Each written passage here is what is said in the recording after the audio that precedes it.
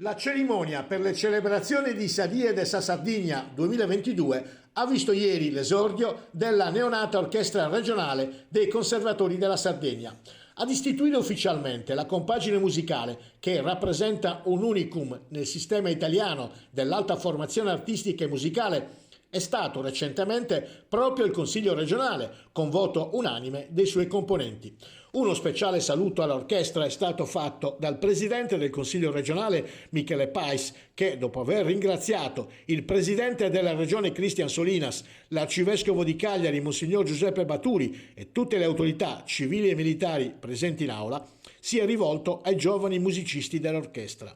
Ringrazio e porgo un particolare augurio all'orchestra regionale dei Conservatori di Sassari e di Cagliari, che ha voluto onorare questa importante festa del popolo sardo. L'orchestra regionale, sono le parole di Michele Pais, orgoglio per tutti noi, è formata dai maestri e dagli studenti virtuosi dei Conservatori di musica Luigi Canepa di Sassari e Pierluigi da Palestrina di Cagliari. Questa prima esibizione nell'aula del Consiglio regionale, proprio nel giorno della festa di Sardi, rappresenta un punto di partenza che, sono sicuro, proseguirà con la conquista di molti importanti traguardi. Con la presenza dell'Orchestra della Sardegna vogliamo idealmente vincere il fragore delle bombe che anche in queste ore continuano a martoriare l'Ucraina. La musica, infatti, costituisce da sempre un veicolo universale di pace, amore e solidarietà. A nessuno in questo momento è consentito volgere lo sguardo altrove.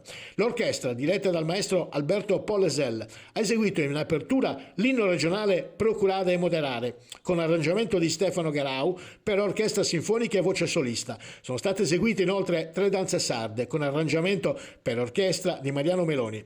Nel programma anche Danza sarda, Dansicora di Luigi Canepa e 3 canzoni di Ennio Porrino. In chiusura la celeberrima Non poto riposare di Giuseppe Rachel, in un arrangiamento per orchestra sinfonica di Stefano Garau.